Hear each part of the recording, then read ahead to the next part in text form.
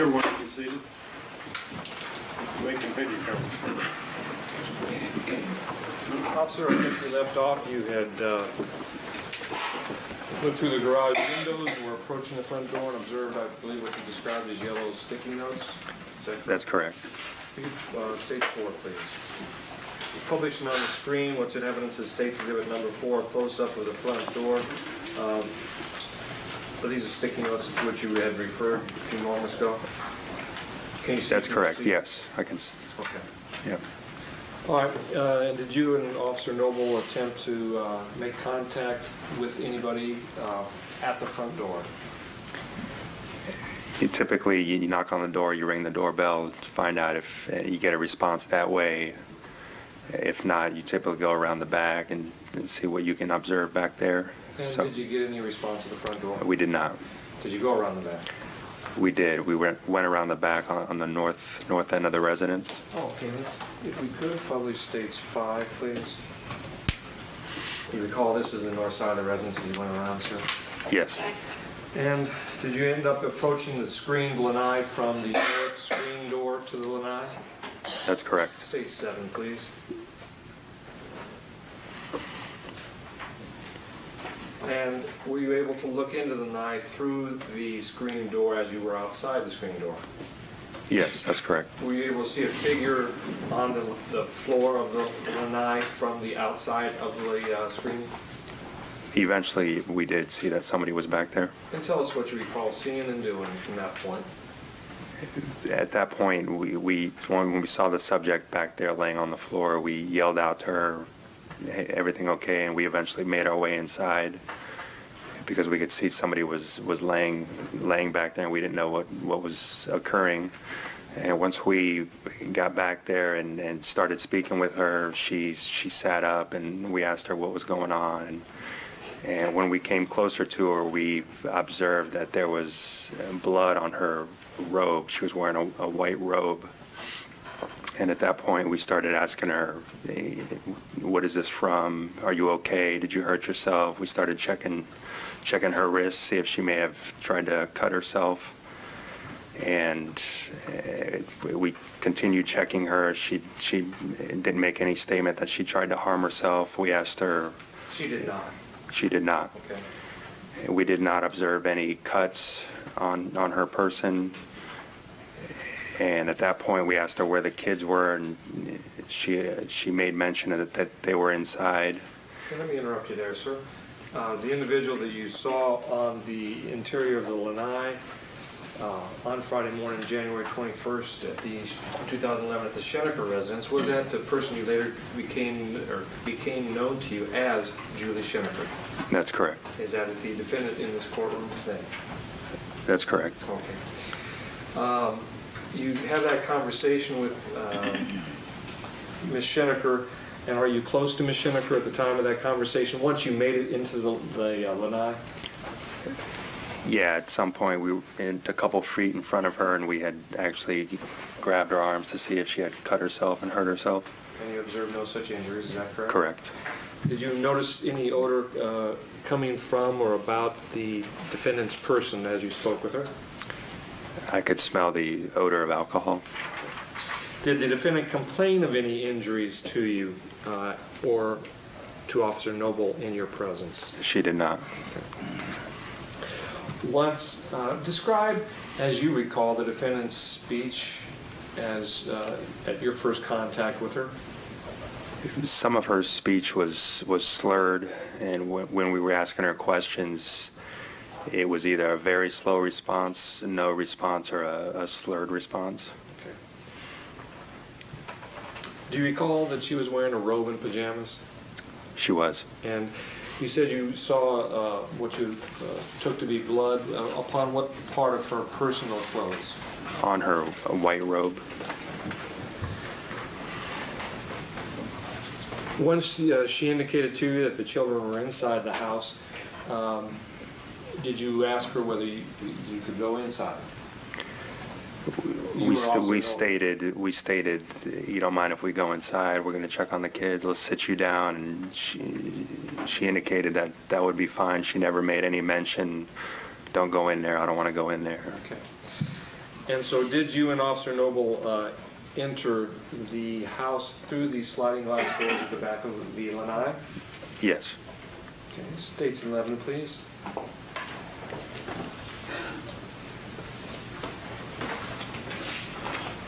And you recognize this as the back of the lanai of the Schenecker home and the sliding glass doors we've referenced? That's correct. Okay. And did you enter in with Ms. Schenecker into the residence? I did. We ended up walking inside with her and sat her down at a little table right in front of the sliding glass door. Okay, let me show you.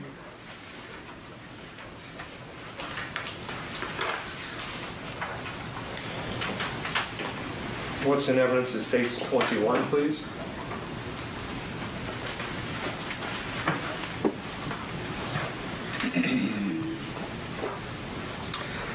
You recognize this as a view of from the kitchen island towards that table and towards the sliders to the lanai?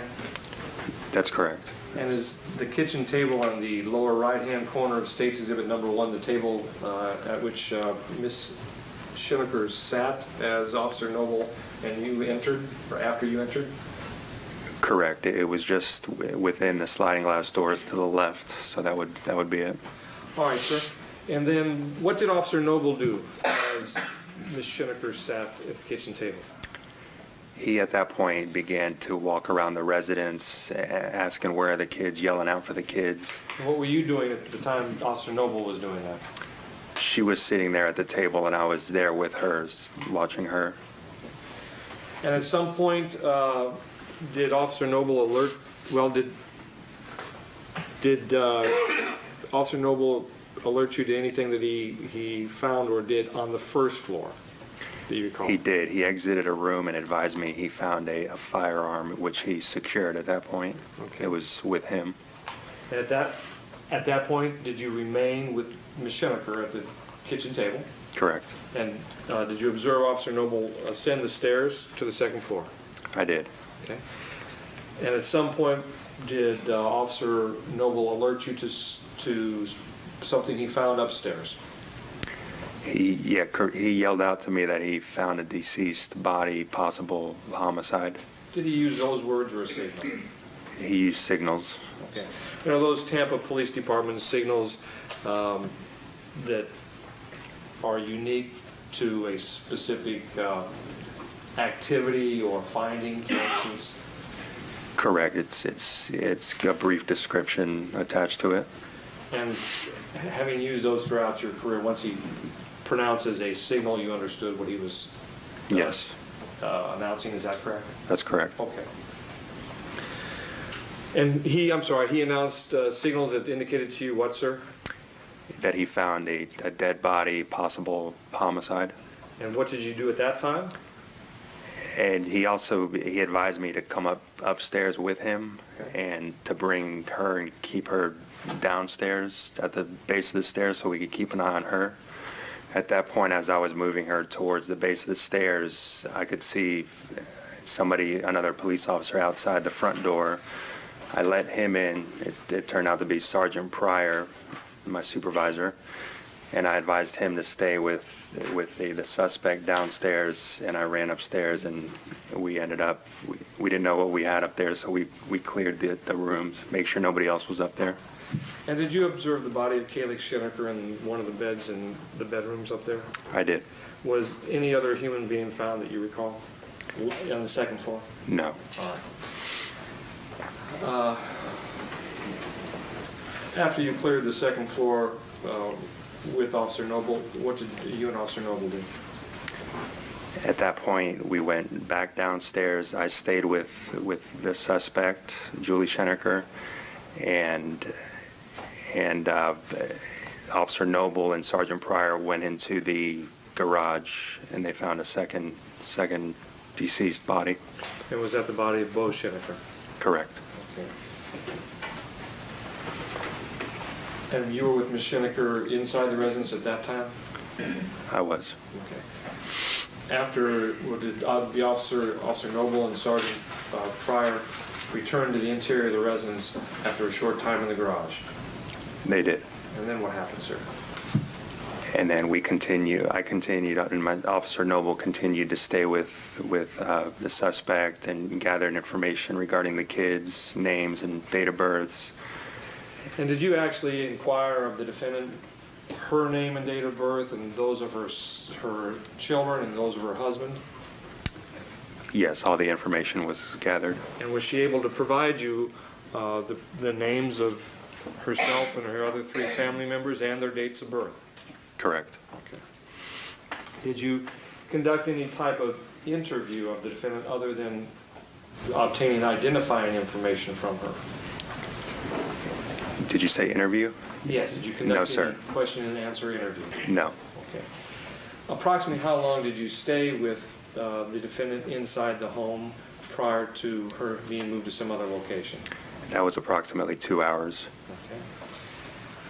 During those 2 hours, did you make note of any spontaneous statements that the defendant made in your presence inside I did. the home? That's correct, yes. And did you record those in a police report that you drafted at or near the time of the incidents that you reported on? That's correct. In the form of a supplemental or incident report? Correct.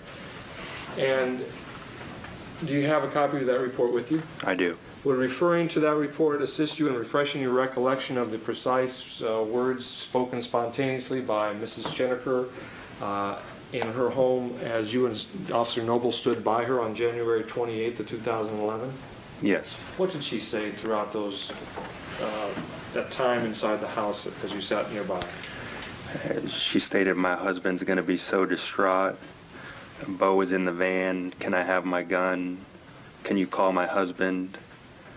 He's going to be so pissed off. Did you find Calyx? She's upstairs in her bed." Okay. Do you recall whether you observed at the scene whether or not Ms. Schenecker demonstrated or showed any signs of tremors or shaking? On scene at the residence? Scene in the house, yeah. She did not. Okay. At some point, did you take Ms. Schenecker outside the house and place her into a vehicle? I did. I placed her into my police vehicle and transported her to 411 North Franklin Street. Is that the Tampa Police Department headquarters address in downtown Tampa? It is. And did you do that at the direction of investigative detectives to facilitate or enable a potential interview of the defendant? Correct. Okay. Approximately what time did you leave the residence to transport Ms. Schenecker to Tampa Police Department? About 9:30 hours Okay. in the morning. Now, I'm sorry. In the morning. Okay. Officer, how was her speech as she sat and made those spontaneous utterances compared to her speech when you first came upon her on the lanai? They were relatively clear at that point. Was there any noticeable improvement in her speech at the time she made the spontaneous statements from the manner that she spoke on the lanai? That's correct. I was able to understand her more clearly.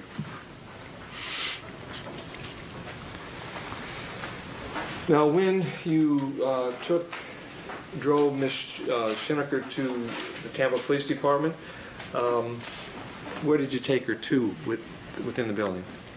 I took her to the homicide division and walked upstairs up there with her, and there was a separate room where she was being held. Okay. Now, the Tampa Police Department building downtown is a multi-storied building, is that correct? Correct. And the homicide division, would that have been on the 8th floor, do you recall? To the best of my knowledge, it's the 8th floor. Okay. And so you placed Ms. Schenecker in a room, was that analogous to a holding cell? Correct. Okay, what's the composition of the walls, do you recall? Of the actual cell? Yes. It's like a metal cage. Okay. It's metal. And did you stay with her for any length of time at that location? I did. I stayed with her. Can you give us an estimate of how long you stayed with her? Probably initially maybe 20 to 30 minutes, and I then went and spoke with Detective Curling-Gaitis. And is Detective Curling-Gaitis a TPD homicide detective? He is. And essentially, did you brief Detective Curling-Gaitis on the information and observations you gleaned and obtained at the scene? I did.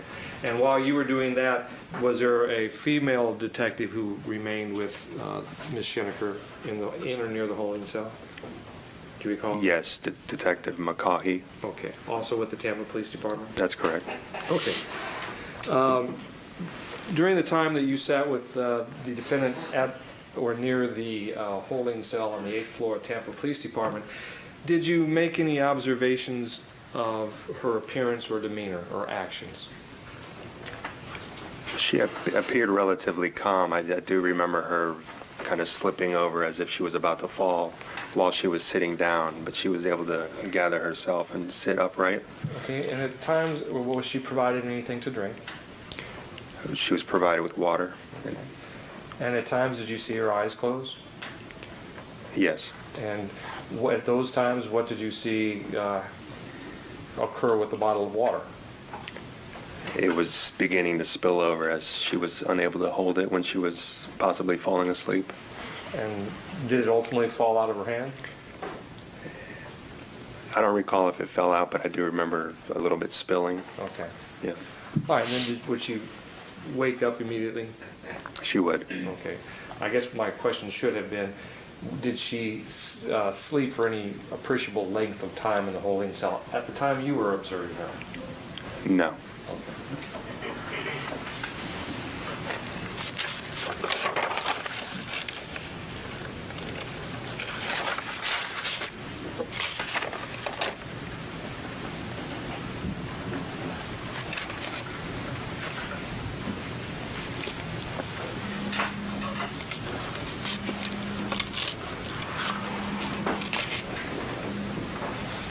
May I have a moment, Your Honor?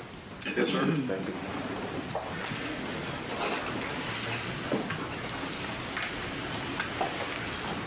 I want to pass the witness, thank you.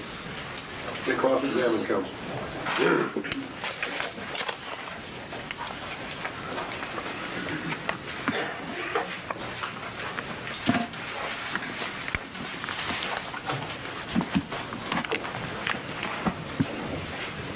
Good afternoon, officer. Good afternoon. When you arrived at the Schenecker residence on January 28th, 2011, were you in uniform on that day? I was. Okay, so you weren't dressed like you are today in the courtroom? No. Explain to the jury what a standard uniform has. It's a navy blue short sleeve shirt, long pants, and a badge, a name tag, along with our duty belt. And were you riding in a marked unit? I was. Vehicle 73. Were you riding with anyone else, or did you arrive separate from Officer Noble? I was separate. Okay. And at that time, back in January 2011, you said your shift was from about 7 to 6:30? Correct. Okay, and the roll call that you did was at 7 o'clock sharp, the beginning of your shift? Correct. What time would you drive into work? 6:30 in the morning. Okay. Do you remember that morning if it was dark at 6:30? I would imagine so. I don't recall that morning. Okay. When you arrived at the Schenecker residence, what time was it at that time? Approximately 7:45. Okay. So at 7:45, the sun was up and you were able to, it Correct. was daylight? Correct. Okay. When you arrived, where did you park your vehicle? Just to the west of the residence in the roadway. When you arrived along with Officer Noble, at that time you were there to conduct a welfare check? Correct. And that, were you given the information that was the basis of that welfare check? We were. Okay. And what information were you given? It was an attempt to contact a mother named Julie Schenecker and her two kids. It was regarding information that they were unable to reach the two kids and the mother, So we were there to make sure everything was okay. And you had information that there was a possible suicidal email? I don't recall if that was in the initial call there. Okay. Do you remember it being, as you testified, a potential Baker Act situation as well? Correct. Would that have come from a potential suicidal email? That's a potential suicidal email is a potential Baker Act subject, correct? Okay. Explain to the jury what a Baker Act is. It's a situation where somebody's indicating that they want to harm themselves or somebody else. We would then, when we come in contact with them, they would then be Baker Acted and be placed under a mental health evaluation. And they could be hospitalized involuntarily at that point? Correct. Okay. And is that something that you're familiar with as part of your duties? It is. When you arrived at the location and you went to the front of the residence, were you the individual that looked through the door and saw that the back sliding glass door was open? Correct. Okay.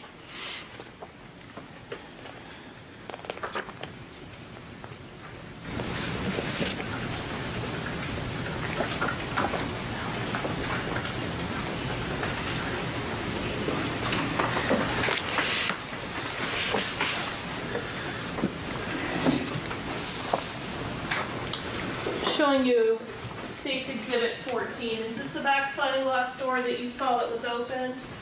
It appears it is, yes. Okay. And at the time that this was photographed, does this represent how open the back door was when you initially saw it, or was it different? I remember it just a couple of inches open. Okay. So when you looked through the front door and you saw in the back it was just a couple of inches open? Correct. When you went to the back of the residence, that's when you initially saw Ms. Schenecker? That's correct. And at first, when you all were calling out, she wasn't responding?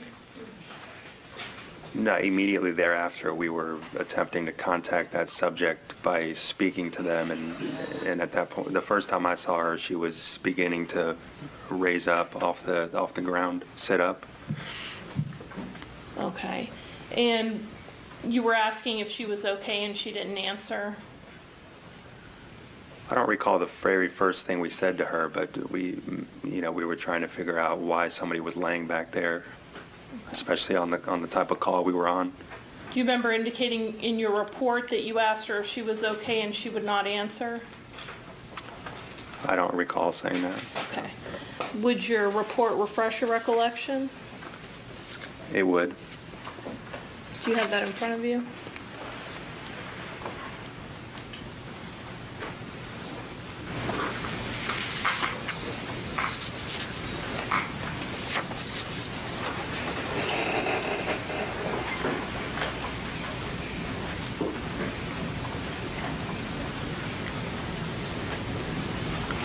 I think when you asked me the question, we were already on the porch at that point when we asked her if she was okay, and she wouldn't answer. That wasn't an initial question that we asked her before we entered. Okay, so you try to get her attention before you enter, and then once you enter, you ask her if she's okay, and she did not answer. That's correct. And at that point, you all are checking for potential injuries on her arm and her wrists? Checking to see where the blood, it would appear to be blood, where it came from, if it came from her person. Now, the blood that was on her robe, was it a large amount of blood? I wouldn't say it was a large amount. There were a couple of small patches. Okay. Did you ever have her remove her robe to see if there was some other type of injury? No. When you first made contact with Ms. Schenecker, did it appear that she had been on the patio for a while? It appeared that she had fallen asleep back there, and there was no way of knowing how long she was back there. Okay. And when you were there that morning, was that a colder morning? It was. Did she need help getting up? She never actually got up until we went inside. She sat up. So I couldn't tell you if she needed help getting up at that point. When we brought her inside, she needed assistance. Did you have to help her sit up from the ground? We did help her just because she couldn't hold herself up completely. So at some point I do remember holding her. Okay. So at that point, you're helping her sit up from the ground on the back patio. Correct. And then eventually you all help her get up and you seat her on the table that's in the living room or in the kitchen area. That's correct. Okay. When you first saw her, did she appear to be disoriented?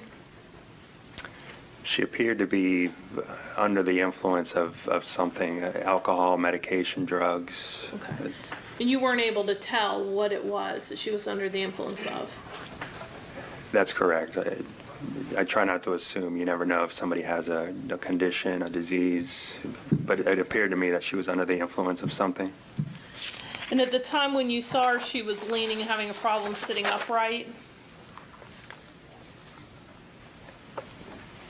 When I first initially saw her, When she was inside and she was sitting up, did that continue to be a I problem? don't recall helping her sit down once she was at the table. She was sitting comfortably. Okay. She was slurring her speech? There were certain times where she was. Was she having trouble making sentences? Occasionally. And she was having trouble sitting up on her own? Outside when there was no chair, correct? And you described her as seeming out of it? It appeared she was under the influence of something. Okay. So would you characterize Yeah. her as seeming out of That's it? correct. And when you made those observations, did you all ever call to have her treated medically? No. Was there a concern, since you were there for a potential welfare check, Baker Act, that she may have overdosed? She never made any indication that she needed medical assistance, and we checked her person. She didn't have any visible injuries. At that point, we took her inside, sat her down, and within a couple of minutes, Officer Noble was searching for the kids. Okay. So you don't make that call? You let her make the call whether she needs assistance or not? No, we make the call. Okay. So did you make a call that she didn't need assistance? We did not make a call to have assistance respond to the residents. Okay. So was that a decision between you and Officer Noble? Correct. And Sergeant Pryor, when he later arrived also. When you were there initially and Officer Noble is going around the residence, are you staying with Ms. Schenecker? That's correct. Okay. Is she speaking to you at that time? She made references that she wanted to make a phone call and have her messages checked, and I told her we would get to that if we needed to. And at some point she asks you or makes a request to try to call her husband? Correct.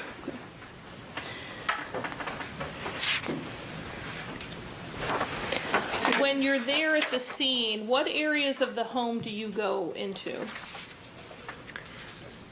I was in the back patio, in the kitchen area, upstairs, in the loft, and in all the bedrooms upstairs.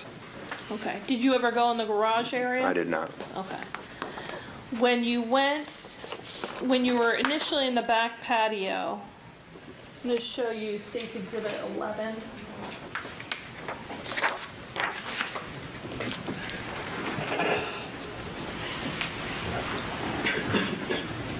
On the back lanai, it appears that there are two different sliding glass door entrances to the home. Correct. Do you remember that? I don't remember a second one, but if it appears there's a second one there. Okay, so you don't remember the other sliding glass door entrance that's next to the white lounge chair? I don't recall, thinking that while I was on scene, no. Okay. When you went inside of the residence,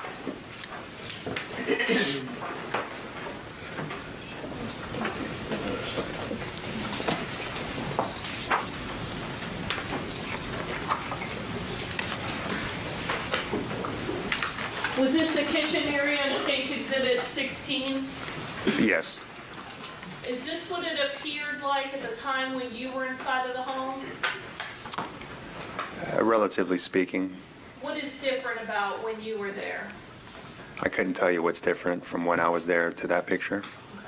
Do you remember there being any kind of bottles or anything of that nature that was on the counter when you first went into the home? I don't recall exactly what was inside. I tried to stay away.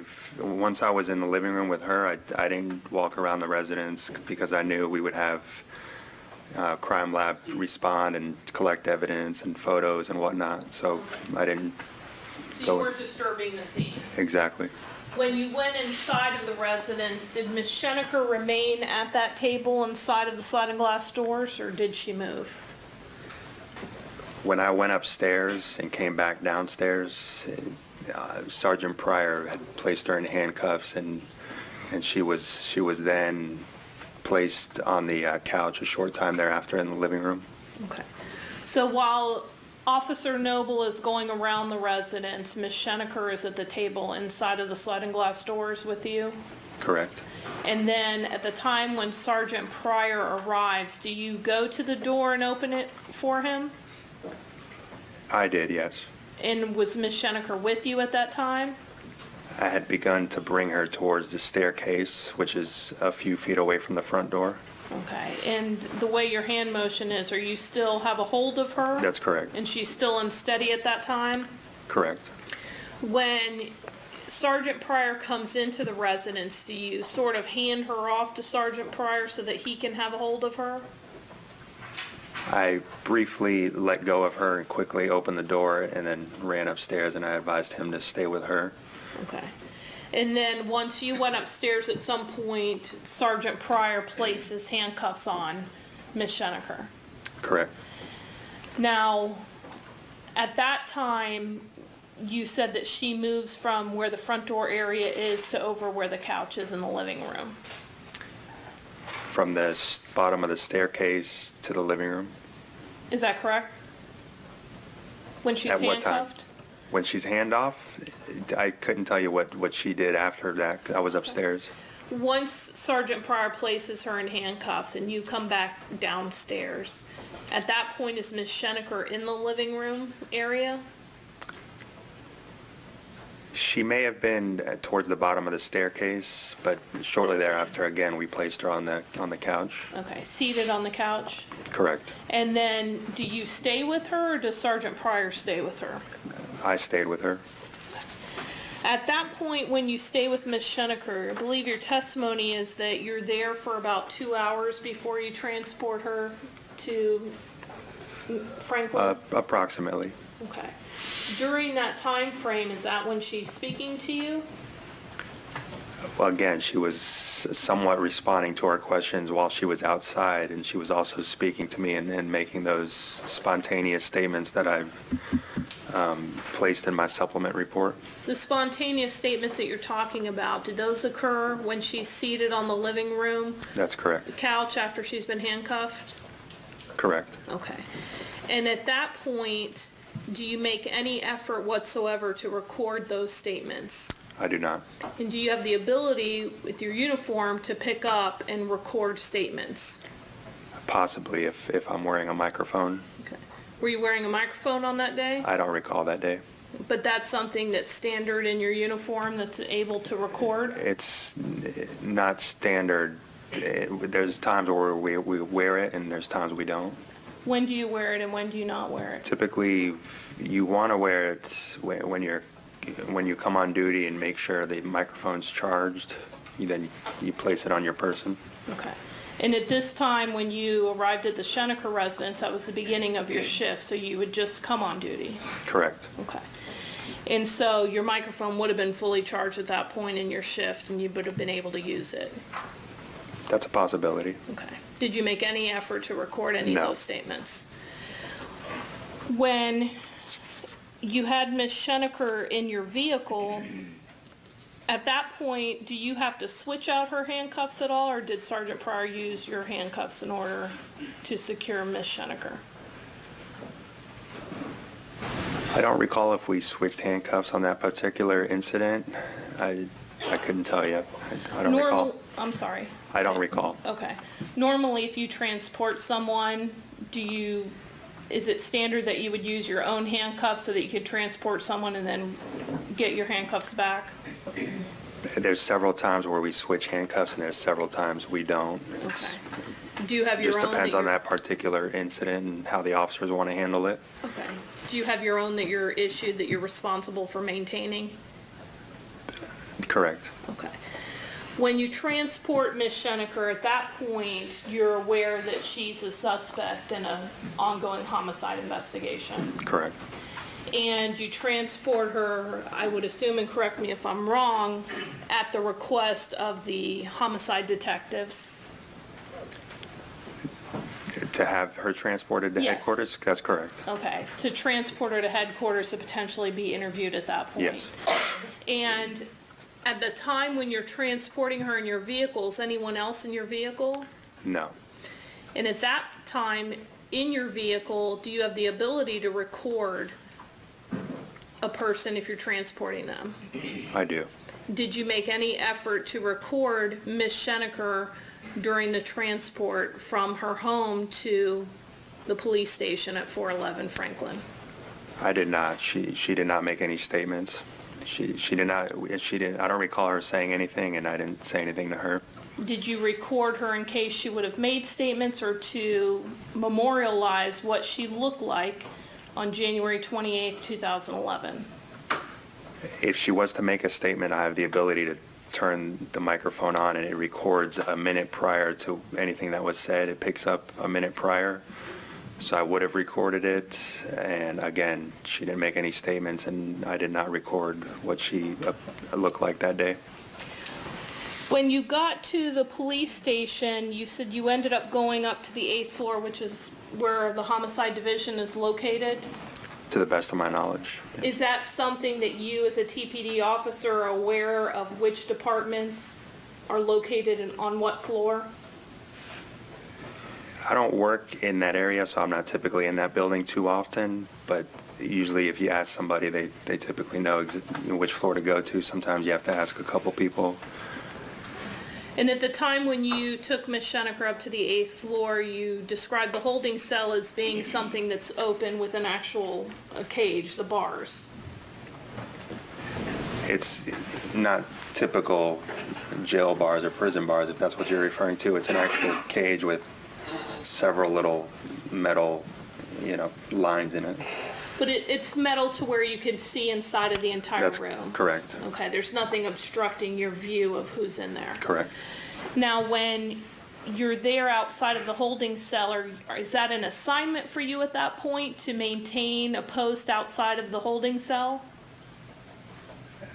I was outside of the holding cell in a room, and until Detective McCaughey entered, I was instructed to sit with the suspect. Okay, so your assignment at that point is to transport Ms. Schenecker, and when she goes to the holding cell, to stay near her or keep an eye on her?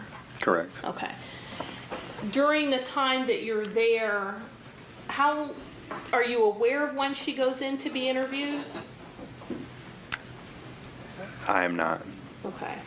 Does that happen, as far as you know, at the time when you're there? I went off and spoke to Detective Curlingitis, and I don't know if an interview was begun while I was out of the room. Okay. I couldn't say. Are you there consistently until Detective McCaughey comes and sits, and you go and speak to Detective Curlingitis? Correct. All right. And during that time, do the other detectives ever remove her from the holding cell? No, not that I recall. And when you're there, your testimony on direct is that at some point she was falling asleep or dozing off when she was in the holding cell? Correct. Okay. Is that something where she was leaning over or going off to the side? There were a couple times where she would begin to lean over and she would catch herself before she fell. Was she making any statements to you while she was inside of the holding cell? She made reference about a reckless driving court date that she had coming up, and she was concerned with what she had to do about that. Okay. And when she was there in the holding cell, were you aware if that was recorded at all? I don't know what the procedure is at headquarters there as far as if they record or not.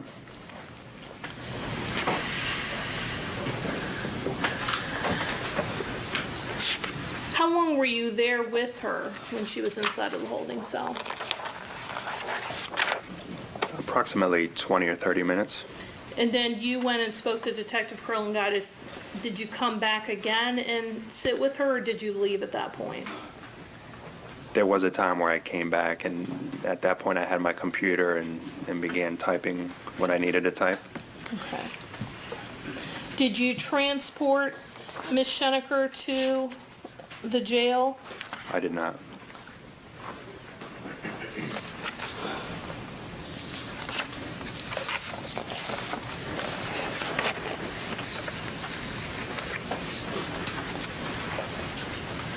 When Ms. Schenecker was making the statements to you when she was seated on the couch in her living room, she asked you if she could have her gun? Can I refer to the report? Sure. Yes, she did. Was there any consideration based on that statement and the totality of what you had at the time at the Schenecker residence to Baker Act Ms. Schenecker? At that point, she was in custody, and we were conducting a possible homicide investigation, and the Baker Act, she was going to be medically evaluated, I'd imagine, at headquarters. If she needed to be seen, she would have had that medical attention. But not from you all calling out medical attention? Not at that point. Nothing further? Redirect, Counsel. No further questions, thank you. May this witness be excused? Yes, sir. Ma'am? Yes. Sir, you may step down and you're free to go. Thank you.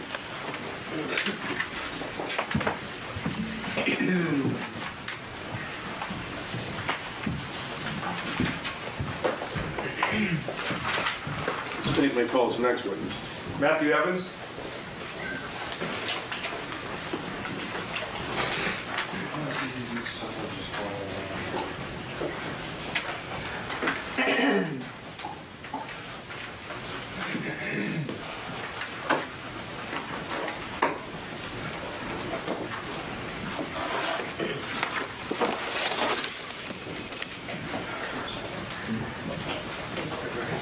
Do you swear or affirm the testimony you will give will be the truth, the whole truth, and nothing but the truth, so help you God? Yes.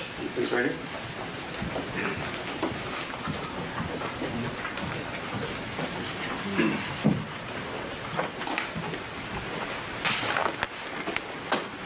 Name, phone. Good afternoon, sir. Good afternoon. Please state your name. My name is Matthew Evans, How are you? E-V-A-N-S. I'm sorry. How are you employed, sir?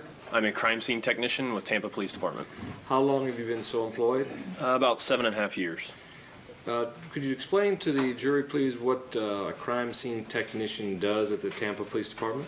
Yes, it varies from scene to scene, but generally we are called to document the scene with photographs. Then we proceed to collect any items for evidence and then process for fingerprints. Tell the jury, please, your educational background, please. I have an associate's degree in forensic science, followed with a bachelor's degree in crime scene investigation. And did you take any on-the-job training at Tampa Police Department or with any other agency in crime scene investigation? Yeah, I have done a couple classes on continuing education classes, yes. Did you have any on-the-job training before you were cut loose, so to speak, to perform crime scene technician duties at TPD? Yes, before you're cut loose on your own, you're in a full training program with a senior technician. Okay. And how long did that take? It varies from technician to technician, but about 6 months. And are you over the 7 years, have you been a full-time employee as a crime scene investigator? Yes. And During that time, have you gone to a number of varied crime scenes? Yes. Okay. Have you testified in courts about your work at any given crime scene that you assisted in the investigation? Yes. Okay. On January 28th of 2011, were you involved as a crime scene investigator in the investigation of the deaths of Calix and Bo Schenecker? Yes. And in your capacity as a crime scene investigator, did you go to the scene of their deaths at 16305 Royal Park Court in the Tampa Palms neighborhood of Tampa, Hillsborough County? Yes. Do you recall approximately what time you arrived there? I arrived approximately 8:40 in the morning. Stage one, please.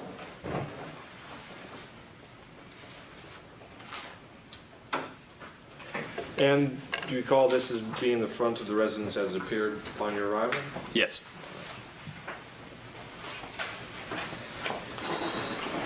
Sir, I'm going to present to you a series of photographs from top to bottom. I'm going to announce their numbers first.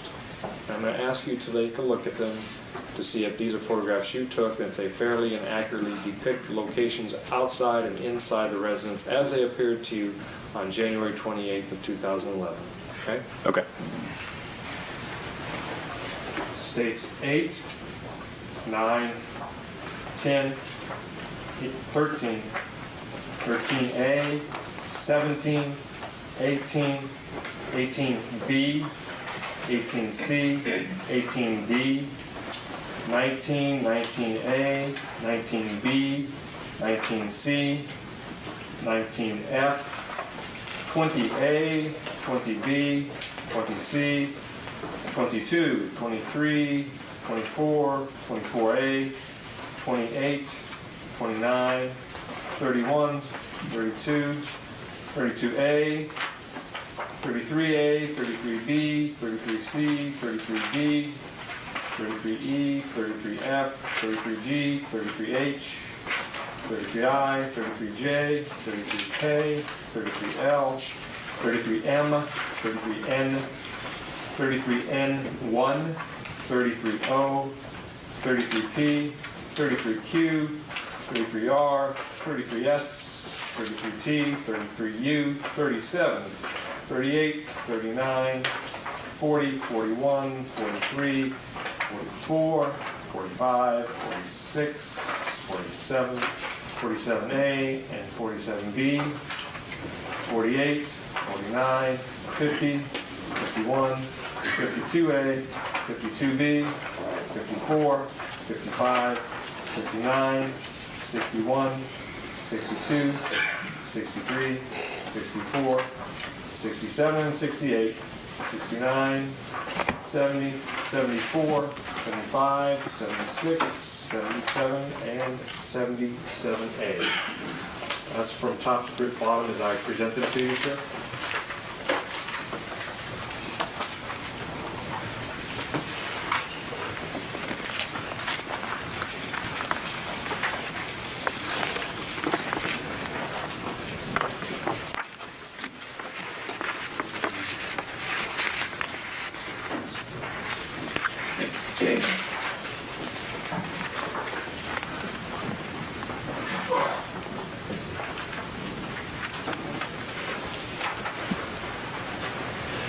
Have you had a chance to look through those? Can we look through each one?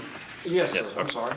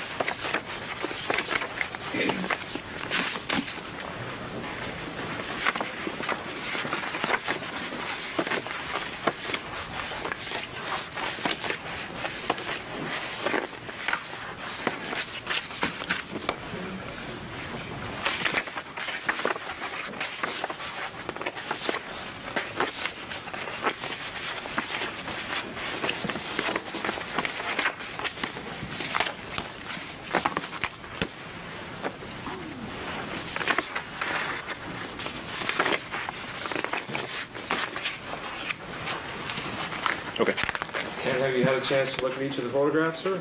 Yes. Are those photographs that you took on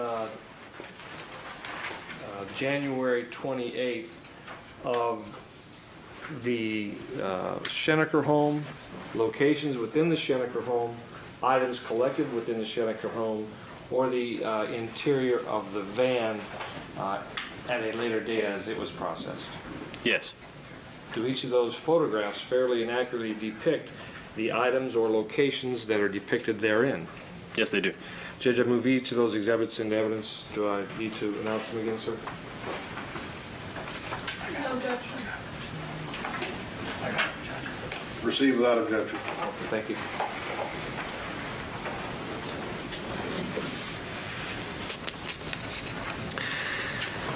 State's Exhibit number 3, please. At the time you showing you the photograph of the front door, you took this photograph, sir? Yes. And it's already in evidence previously.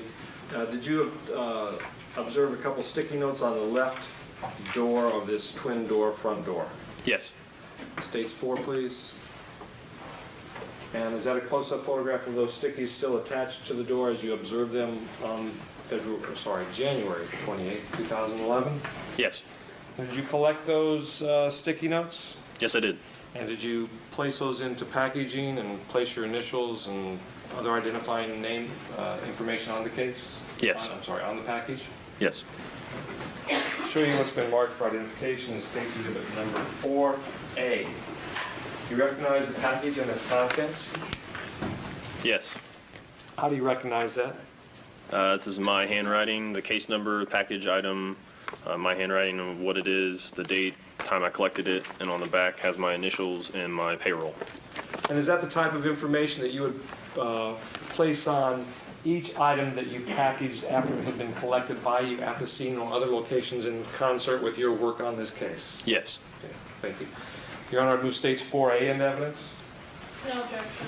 May I, Receive without objection. thank you. May I publish? You may.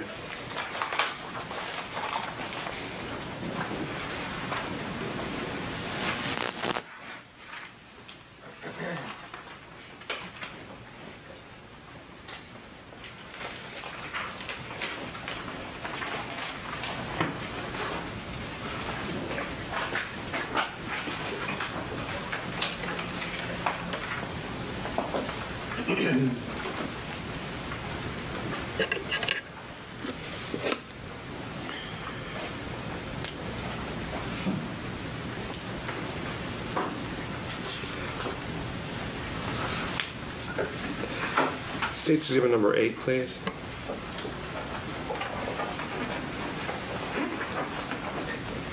This is a photograph that you recently had before you, is that correct? Yes. And is this a view from the backyard, from the northeast corner of the screening enclosure into the pool enclosure? Yes. Okay, States 9, please. Again, a corresponding view from the southeast corner, is that correct? Yes. All right. Of the backyard, that is? Yes. All right. Thank you. States 10, please. And would this be the south side of that residence Yes. of the Schenecker home being on the left in this picture? Yes.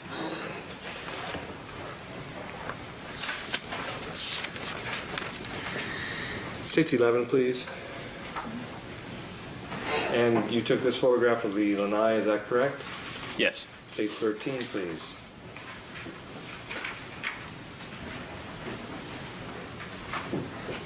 This photograph should be in the stack before you, sir.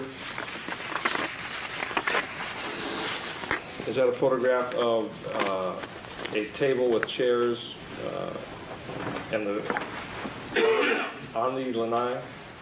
Yes. And the item with number 2 on it, what is that, sir? That was a little yellow notepad with a pen or pencil. I'm sorry, sir, to be specific, what is the actual item that has the number 2 on it? Oh, the table. No. What is that thing that has Oh, number I'm 2 on it? sorry. That's our evidence markers. Okay, that's something that you use to designate certain items and give it the photograph reference, is that right? Yes, yes, All right. sorry. That's okay. And what is to designated on the table? The notepad and the pencil. All right, sir, thank you. 13A that is in front of you, sir. Is that a close-up of the notepad and the pencil? Yes. All right.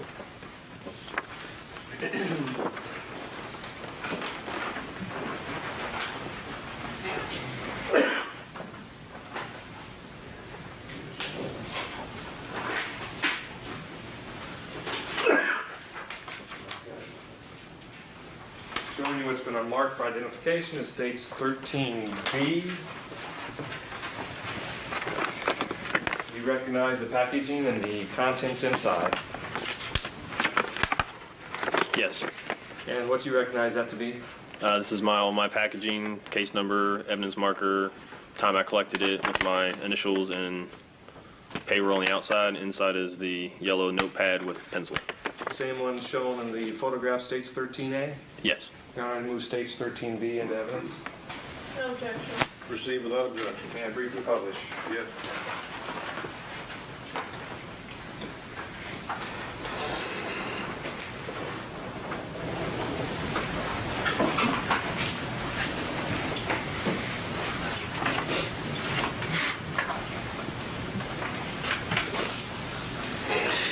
Did you search and document everything that was found or observed by you on the lanai? Yeah, it's all in the photographs, yes. Okay. Did you observe any cellular telephone on the lanai? Not that I recall, no.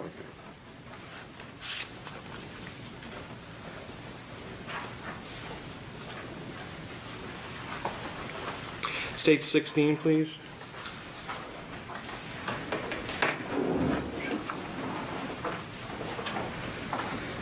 And you recognize this is a photograph, which is already in evidence, not before you, of the kitchen island, kitchen table, kitchen counter with a wine cooler Yes. inside the Schenecker residence. Yes. States 17, which is before you, sir. Is this a closer up view of the countertop above some cabinets, above and adjacent to a wine cooler? Yes. In the center of this photograph on the countertop, is that a desktop calendar? Yes. And to the left of it, there's an evidence marker number 9, is that correct? Yes. What does the number 9 designate, or is meant to signify?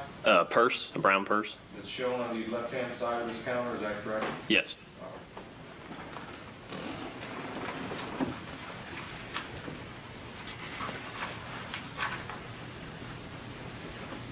States 18, which is in front of you, sir.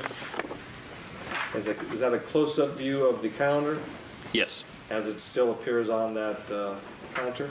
Yes. And were there sticky notes of a variety of colors attached to the top page of which is January 2011? Yes, there was. Did you actually collect the desktop calendar? Yes.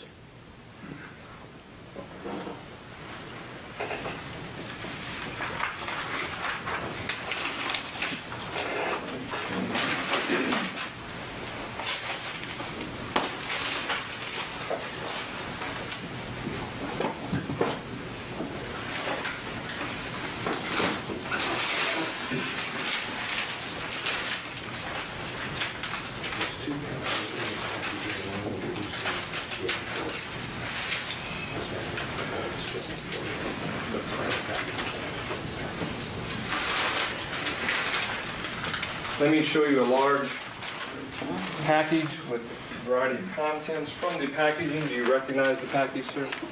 Yes. Okay, I'm removing an item that has affixed to it on the back, an exhibit card with exhibit 18A. Do you recognize what 18A is, sir? Yes. And what is that, sir? That is the calendar I collected from the scene. That's shown in photograph 18? Evidence marker 8, yes. Okay, thank you. State moves State's Exhibit 18A into evidence. No objection. Receive without objection.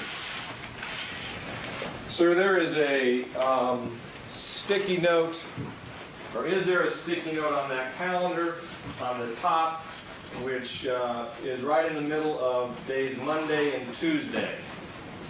Yes. And if you would, states 18.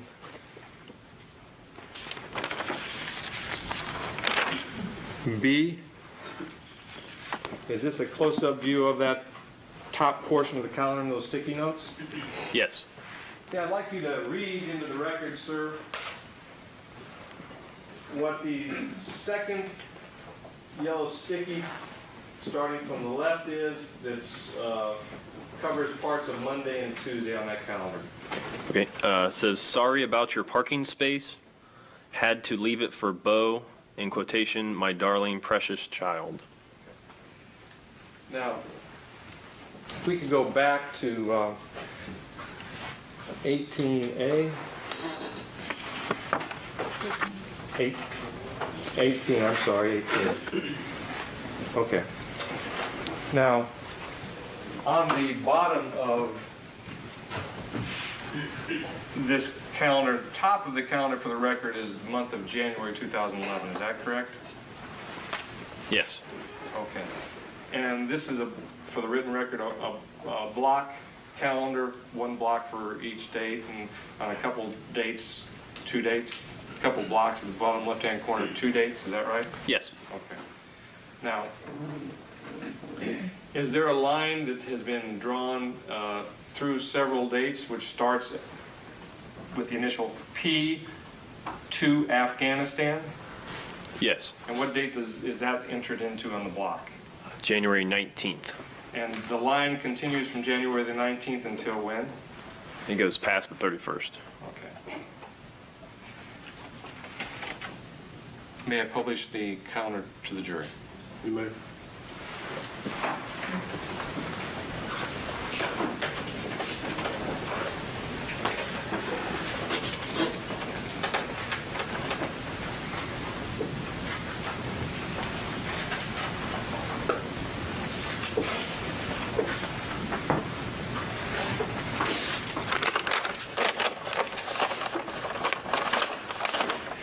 It's 18C, please. The second page on this calendar, sir, is what month? February. Of 2011, is that correct? Yes. And is there a handwritten note on February 1st, the block that corresponds to February 1st of 2011? Yes.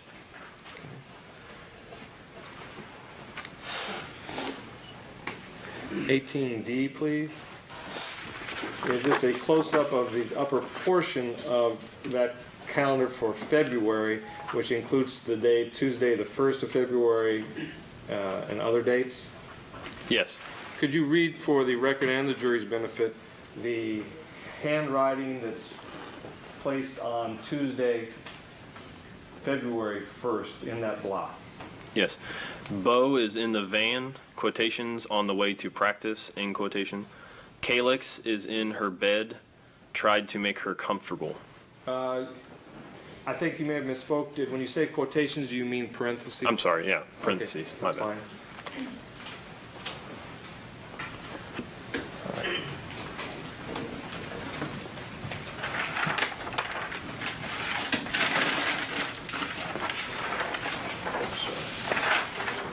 May I publish the February portion of the calendar? You may.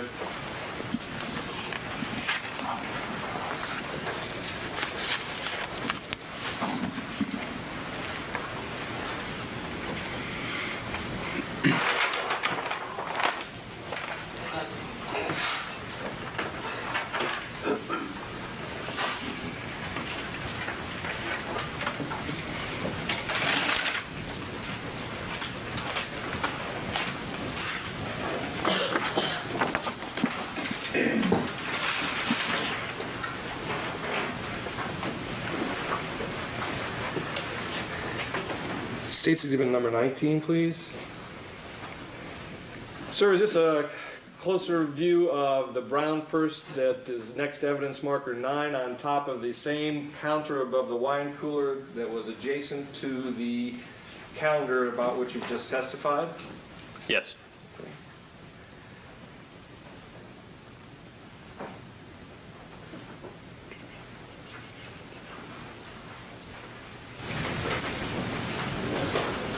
State's Exhibit 19A, please.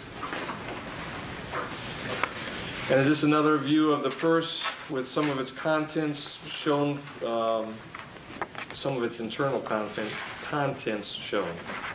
Yes. And were those contents, some paper contents, removed and placed on top of the bag for photographing value? Yes. States 19B, please. And States 19B a copy of a receipt with attached credit card receipt that was removed from the purse? Yes. And did you remove it and place it on that location for photographing purposes? Yes, I did. Site 19C, please. And is this a closer-up photograph of the yellow receipt from a business called Lock and Load? Yes. Okay. Can you read the name and address placed on that receipt? Yes, the name is Julie Schenecker. The address is 16305 Royal Park Court, Tampa, Florida 33647. And that was the location of the crime scene that you were processing on January 28th of 2011, is that correct? Yes. And on the upper left-hand corner of that receipt as shown in the photograph is the address of the business Lock and Load listed. Yes. Could you read that for us for the record, please? Yes, I believe it's a 3711 Tampa Road, Suite 107, Oldsmar, Florida 34677. Now, how long have you been living in the Bay Area, Tampa Bay area? Around 8 years, 9 years. What county do you live in? Pinellas. Are you familiar with where Oldsmar is? Yes. Is that in Hillsborough or Pinellas County? I believe it's in Pinellas. What is the date on this receipt, as you can observe it on the upper right-hand corner of the receipt? It says January 22nd, 2011. Okay. Actually, it says that, but it says it in numerical terms. Yes. Is that right? 1/22/2011? Yes, 1-22-2011.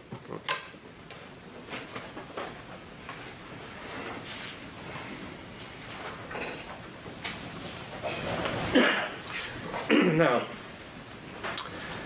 I want to, yes, thank you if you'd switch over.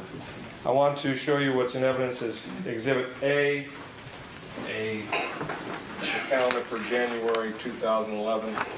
And can you tell us what day of the week January 22nd was? That would be a Saturday.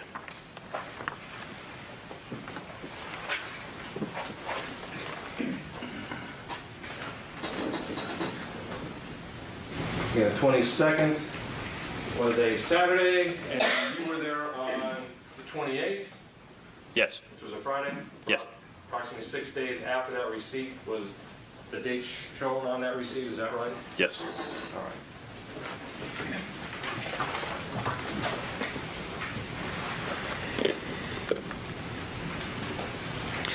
During your processing of the scene, did you actually take into evidence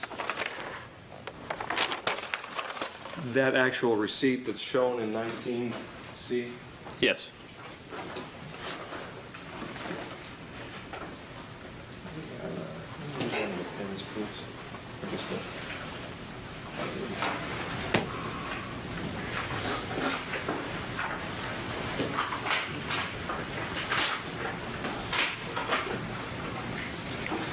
Showing you what's been marked for identification is 19D. Do you recognize the packaging and its contents, sir?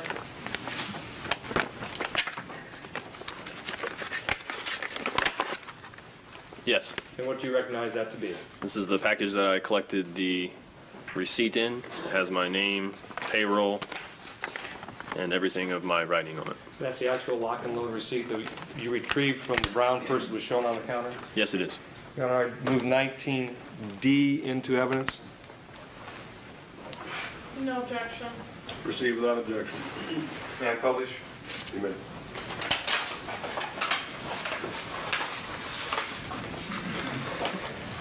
Before I do that, though, sir, the receipt, the credit card receipt, the white receipt, had been detached from the lock and load receipt as it now appears. Is that correct? Yes.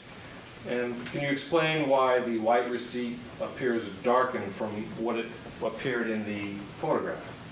Sometimes through processing for fingerprints, through chemicals, it'll turn the thermal paper black. Okay. And do you process items for fingerprints? Yes. Do other people also with your agency do the same? Yes. Are you involved in the comparison of any fingerprints? No.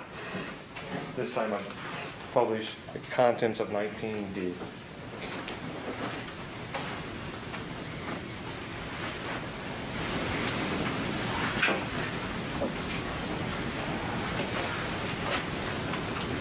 If you would put 19C back up, please.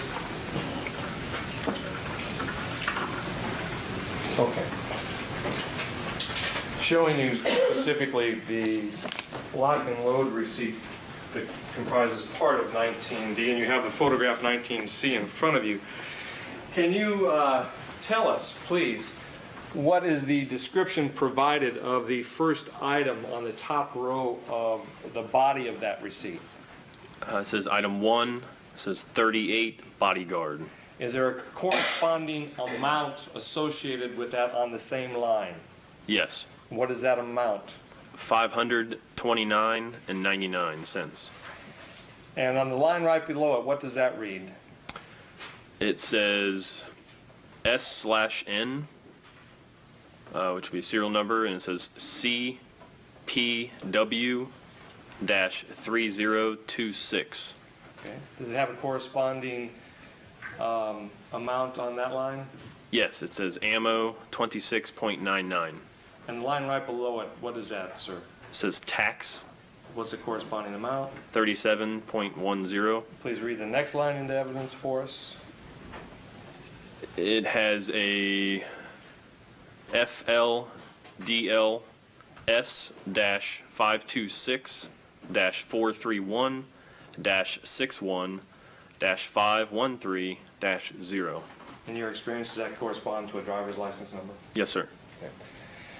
And what's the line right below it as far as the total? Its total is $5.99. Okay. Is there a stamp on the lower right-hand corner underneath the total? Yes. What's that say? It says paid full, underlined, 1-22-11. Corresponding to the date of the receipt? Yes. January 22nd, 2001? Yes. Excuse me, 2011. 11. Yes.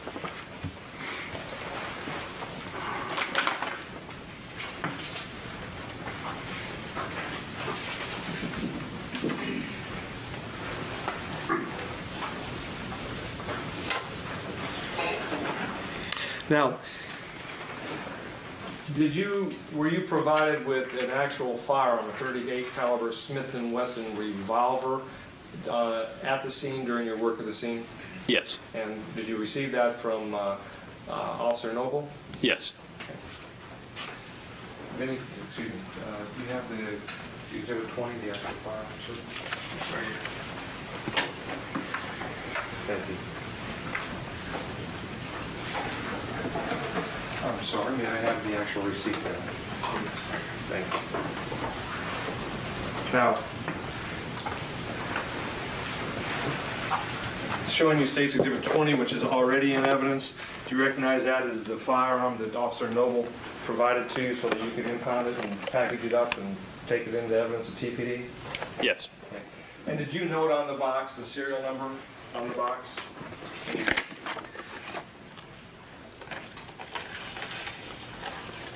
Myself did not, no. Okay. It is written there, but that's not my handwriting. Okay, could you pull the gun out, please? Go so close. Sure.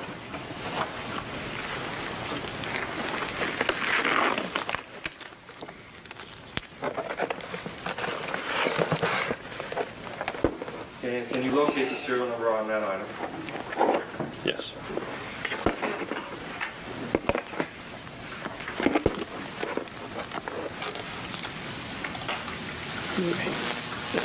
Yes. And what is the serial number? CPW 3026. And is that the same serial number as shown on the receipt, which comprises, the lock and load receipt, which comprises part of 19D? Yes. Thank you. If you would place the gun back in the box for me.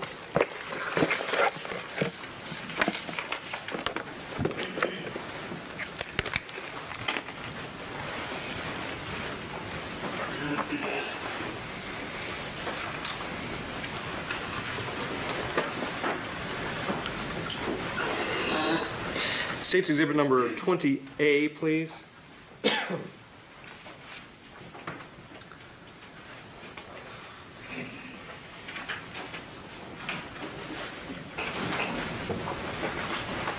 Did you take this photograph of the revolver prior to its being strapped and disabled with the plastic security bands?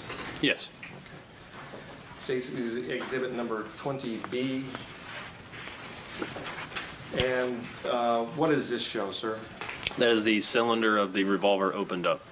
And the holes in the cylinder, to your knowledge, is that where the bullets go? Yes. All right. States 20C, please.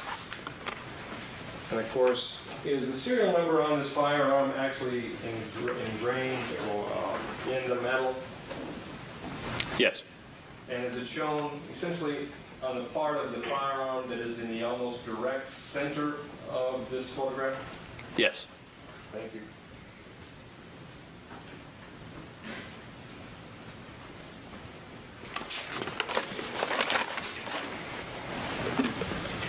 States 22, please.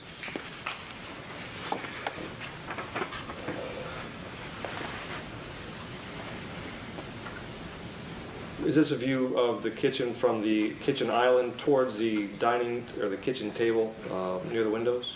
Yes.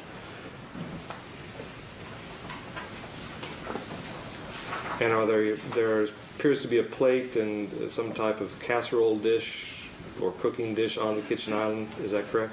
Yes. States 23, please. Is this the kitchen counter and cabinets in that kitchen? Yes. Directing your attention, you may be able to see it closer in the photograph that you have, but immediately next to the kitchen sink, what is the item or the object on the counter? It looks like a wine glass. All right, sir. And directing your attention to the countertop at the far left of the picture, to the left of the stove, what is the item on the countertop, sir? Has a wine bottle.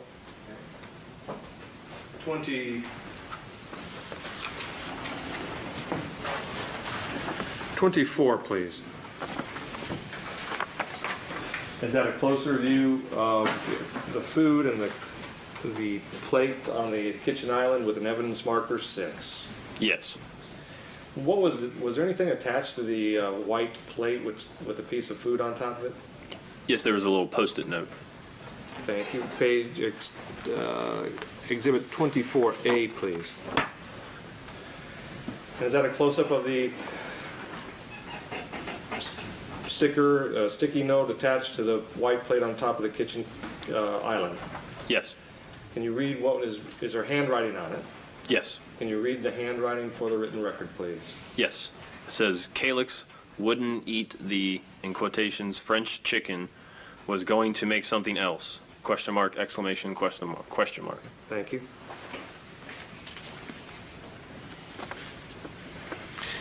State's Exhibit 25, please. Already in evidence, not before you, sir. This is a photograph of the entryway to the master bedroom. Yes.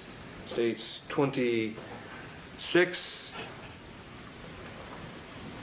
You recognize this, again, not before you, but recognize this as a photograph of the northeast corner of the master bedroom showing two separate dressers and a television? Yes. Thank you. States 26A. I'm sorry. That's an actual item of evidence. Let me ask you, on the dresser that is shown in the right portion of this photograph, you see a family photograph on that? Yes. And is there a blue folder with paperwork that you found underneath that? Yes. Did you collect that and take that into evidence? I did, yes. Okay.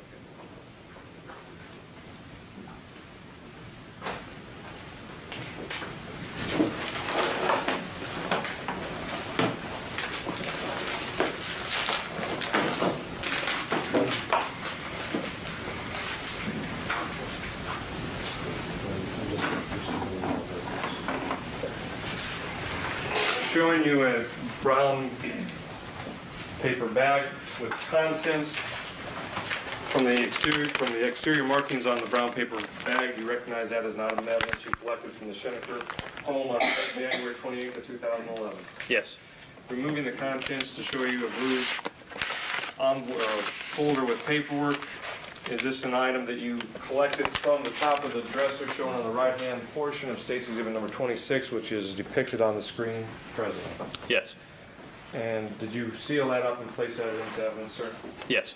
Okay. So they move State's Exhibit 26A in evidence? No objection. Proceed without objection. And looking at the contents of 26A, the first piece of paper on the right-hand side, can you just read what the paperwork pertains to? It says Winmore Healthcare of Clearwater. And is there a name, patient name, handwritten into that paperwork? Yes. And what is the name? It says Julie Schenecker. And, okay, sir, thank you.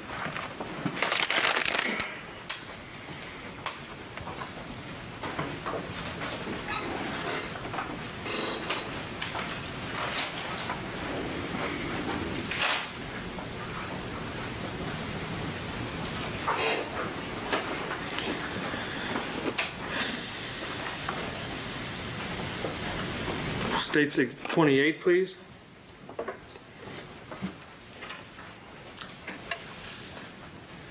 This photograph's before you, sir. Is that a photograph of the master bed as you observed it on that date? Yes. States 29, please. Is that a close-up of items on the bed next to evidence markers 11 and 12? Yes. What item of evidence is next to evidence marker 12 in this photograph? That was a cell phone. And what is next to exhibit, or the evidence marker number 11? It was a spiral-bound notebook with a flower pen and a bottle of medication. All right, thank you.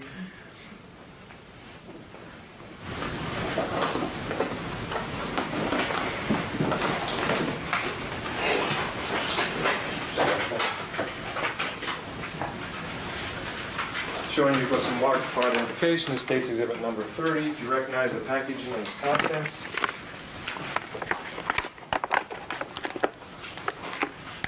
Yes. And what do you recognize the packaging and contents to be? This is the package that I collected and put the cell phone, evidence marker 12 into. The cell phone shown on State's Exhibit 29? Yes. Thank you. I've moved State's 30 in evidence. No objection. Proceed without objection.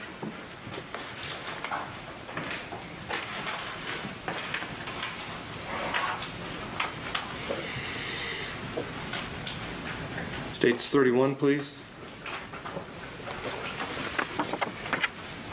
Is this a close-up photograph you took of the spiral notebook, the flower-topped pen, and the pill bottle that was found on the bed? Yes. The master bed, excuse me. All right. 32, please. Is that a close-up of the actual, the pill bottle that was on the spiral notebook? Yes. Was it in an open container without a top when you observed it that day, as it's shown here? Yes. All right.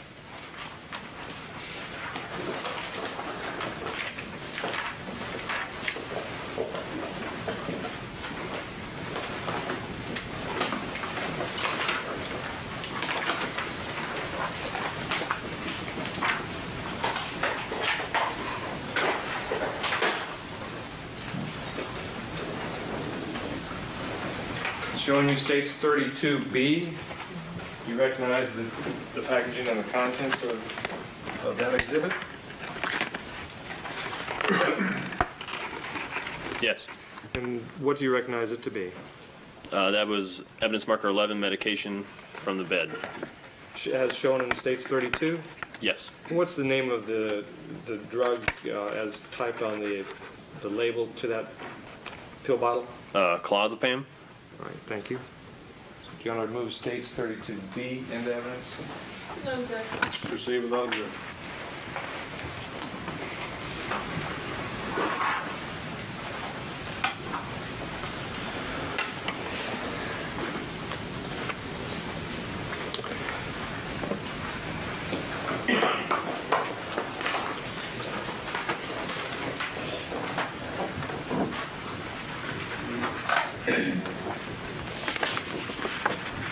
Showing you it's been marked for identification, the state's exhibit number 33.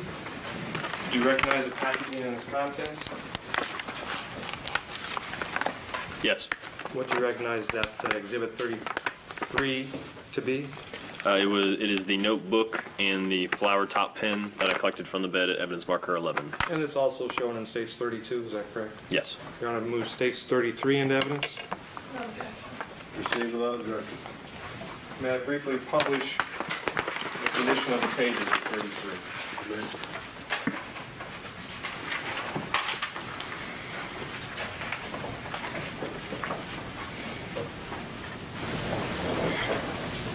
Sir, is there some discoloration on these pages that was not there when you first observed it and photographed it? Yes. On the bed on that day? Yes. What is that from?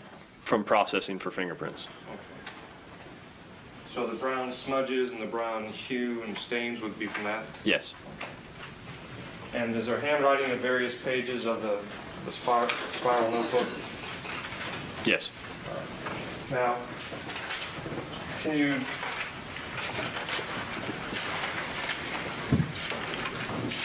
were these areas that were cut out, were they cut out at the time you took this into evidence? No. Was that from later processing by FDLA? Yes. Okay.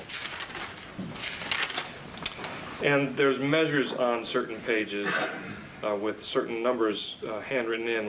Were these measures there at the time you collected them? No. Is that from later processing? Yes. Thank you.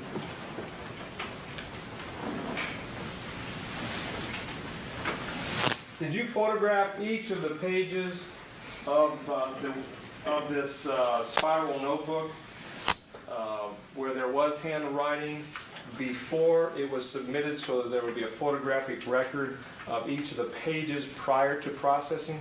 Yes.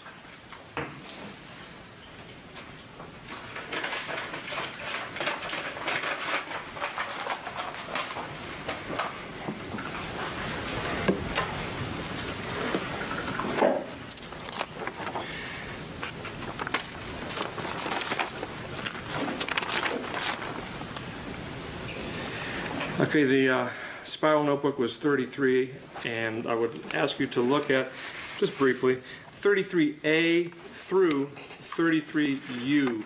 Are those photographs you took of each of the respective pages of the spiral notebook prior to the notebook having been processed for fingerprints and other processing?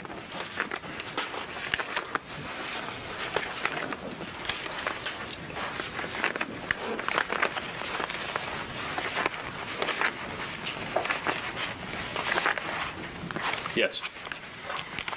All right.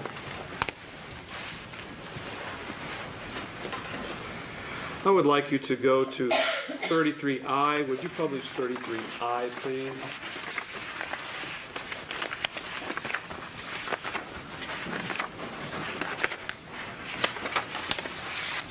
Okay.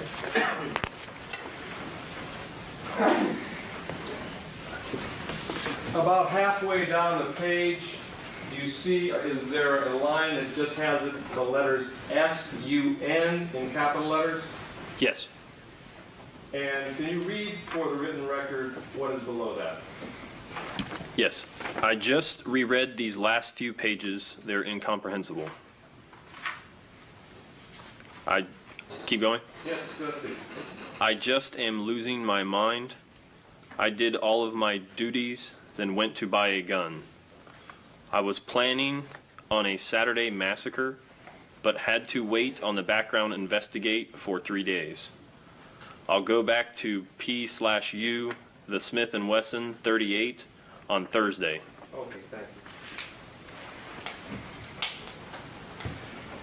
you. All right, sir, then let me direct your attention, please,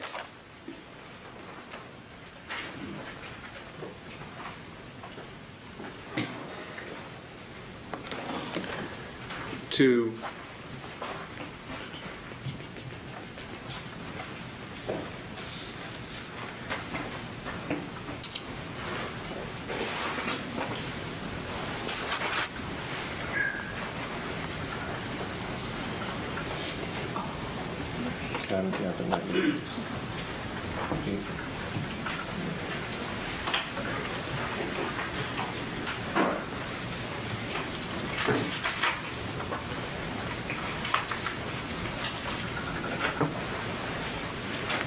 the 23rd of January, I'm handing you Exhibit A, is what day of the week? 23rd is a Sunday. And the 22nd, which corresponded to the gun purchase receipt, was what day of the week? Saturday. Okay. And what is the date of the week of Thursday that immediately follows the Saturday, the 22nd? What is the date for Thursday of that week? The 27th. And you were at the Schenecker home on what date? The 28th. One day after the Thursday following the gun receipt date, is that correct? Yes.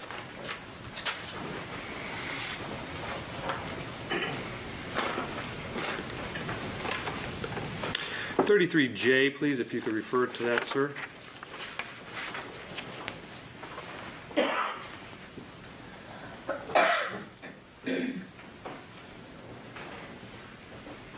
Can you read for the written record and for the jury's benefit the writing that starts on the top of the page,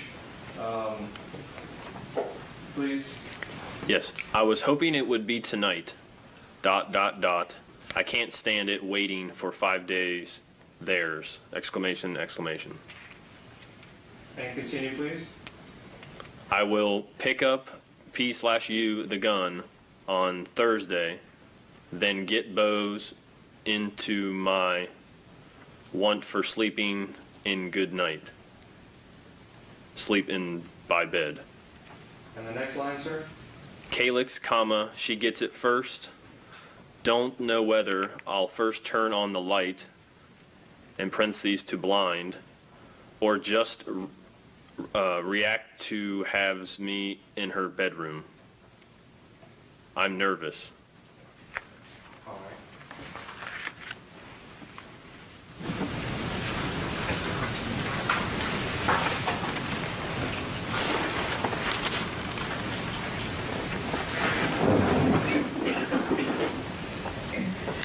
.33L, if you would refer to 33L, please.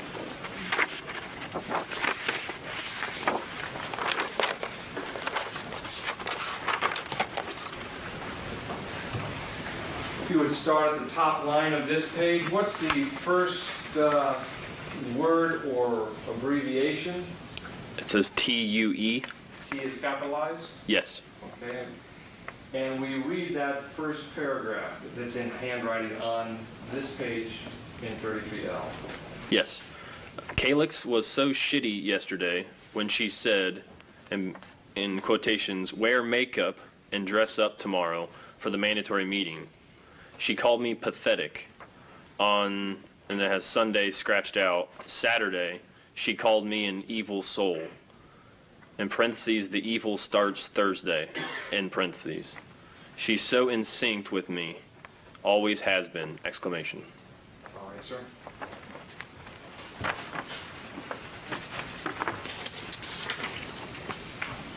If you would, let me refer you to the bottom paragraph on that page, which was photographed in evidence as 33L, which starts with the word bow.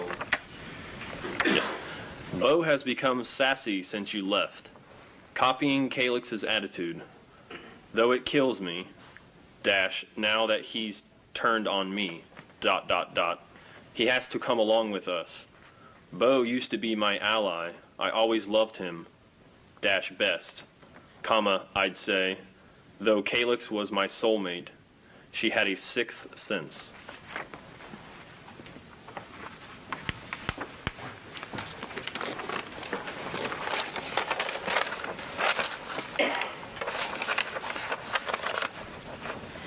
Now, draw your attention to 33N, please.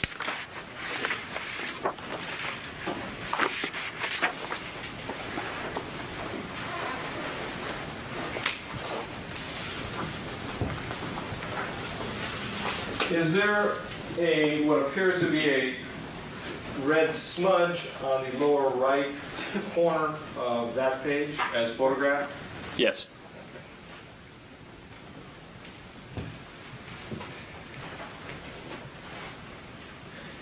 And if you would, read that bottom paragraph in handwriting. It says, cremate me, dash, maybe donate our bodies to science if it's not too late, comma, or period, sorry.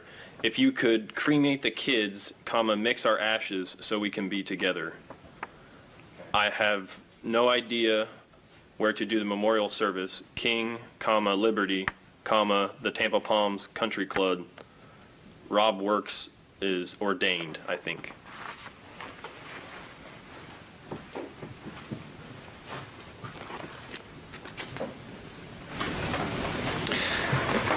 N1, please. Is that a close-up of the red smudge, for lack of a better phrase, that was on that page? Yes. All right. 33O, please. All right, sir. Is this yet another page of handwriting in this final notebook? Yes. Can you read that page for us in its entirety? Yes. At the top it says Thurs, which would be Thursday, and then it says I've offed Bo on the way to practice. He saw the gun and told me to put it back in the purse. He had a healthy fight. I accidentally shot the window, shot him, one extra, shot through the side of the head. Then we got home, a shot to his mouth. I don't know what that next word is. Because he became so mouthy, just like Calix. Drove the van into the garage, in parentheses, telling everyone we're going to NYC, close parentheses. They'll wonder where the van is. Offed Bo in the van, going to practice, dash, thought he'd be tying his shoes, but he caught me with the gun. Quotations, said he'd hit me if I didn't put it in my purse. He was yelling at me. First shot hit the windshield. Second shot was the side of the head. Next shot was to the mouth, his mouthy mouth.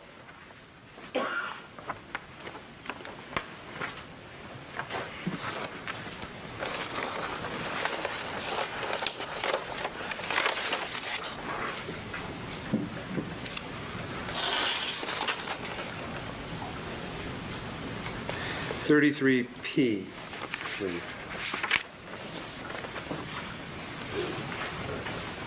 And for the jury's understanding, as these exhibits are going sequentially by the alphabet, 33A, B, C, is that how the pages appeared in the book, sequentially, you recall?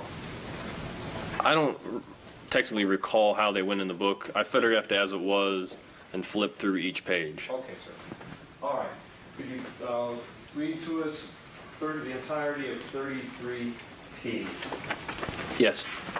Came home, Calyx was on the upstairs computer. She said, in quotations, "What are you doing?" Quotations, "Just see what you're doing." Walked up without her reacting and shot her in the right temple. Then shot her in the mouth. In parentheses, her sassy little mouth. From the computer, I wheeled her to her bed, wrapped in a towel so she wouldn't mess up her sheets too badly. Don't think I could carry to any bed. Maybe I'll try to bring him to my bed. I would like to die by Bo in our bed. That would be nice. Bo and I are going to heaven. Wish heaven for Calyx too. I would like to... You can keep going? Yes, please. Oh, sorry. I would like to overdose and not use the gun. I've seen how much destruction it causes, and I probably won't get 2 shots off.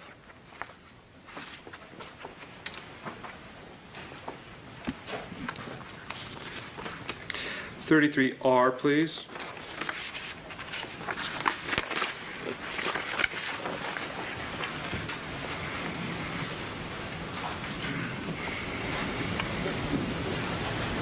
From the middle of the page with the word, starting with the word "it," would you read that sentence and underneath it?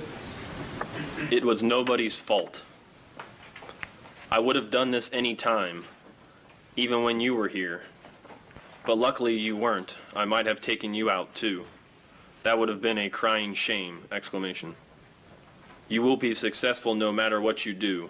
I command you! Exclamation, exclamation, exclamation. Then E. It looks like I command you. Okay.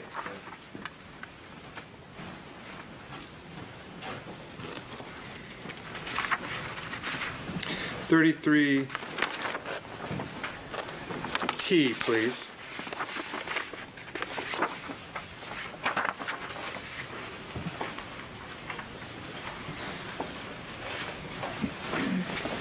Read the first paragraph for us, please. Really tore my soul to the core. Shot the 2 mouthy mouths in the mouth after shooting them in the head. Okay, thank you.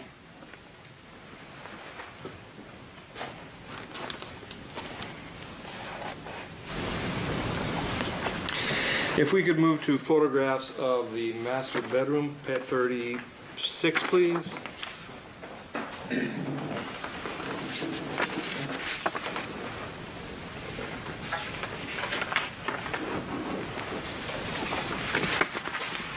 I'm sorry, let's back up one to 35, if we may. Okay. Do you take this photograph of the large dresser next to the, in the master bedroom, next to the entryway to the master bath? Yes. And do you see the blue Smith & Wesson box in the middle? Yes. Okay. States 36. Did you open up and photograph its contents as shown? Yes. And were there 5 live rounds of ammunition in it? Yes. Okay.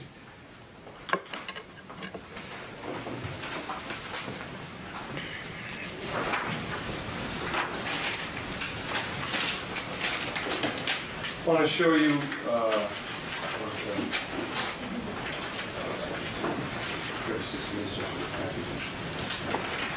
exhibits 36, A, B, and C. C being just designating the packaging.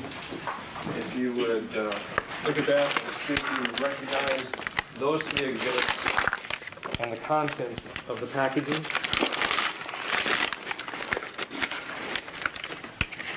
You take it out? If you need to.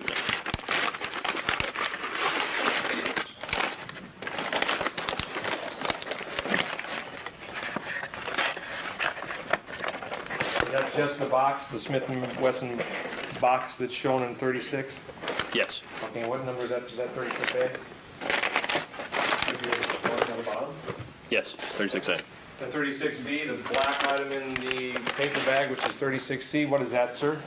It's like a soft-sided case. Okay, and is that also shown and recovered from the top of that dresser. Let's go back to 35, if we may.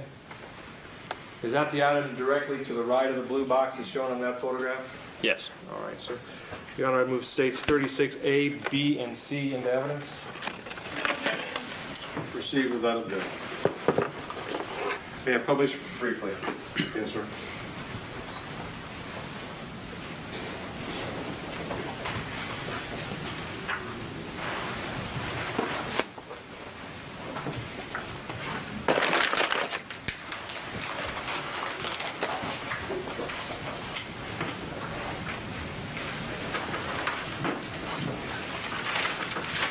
And can I get you to step up, counsel? Yes, sir.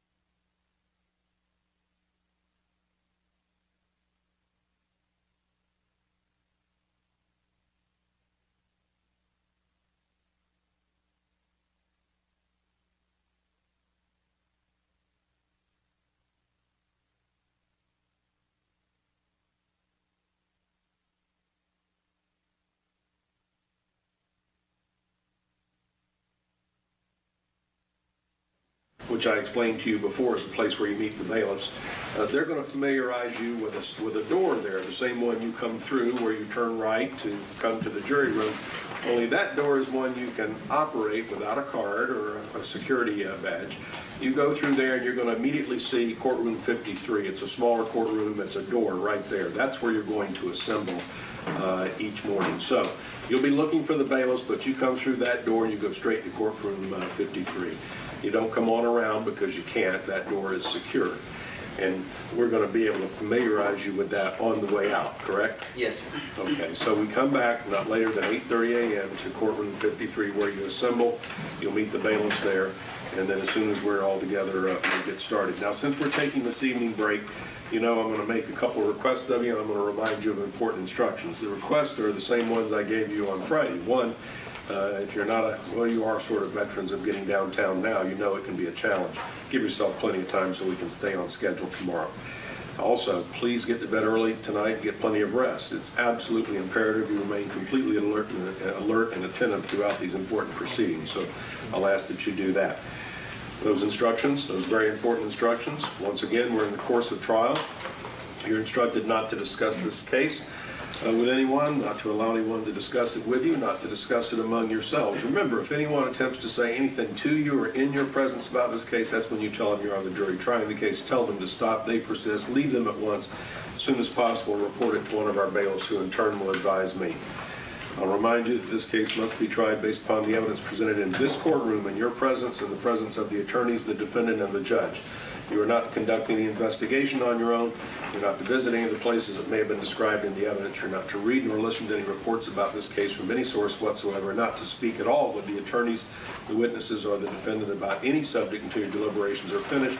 And not to do any research, gather information, or communicate about this case or the people or places involved or your jury service by any means, including all those electronic devices.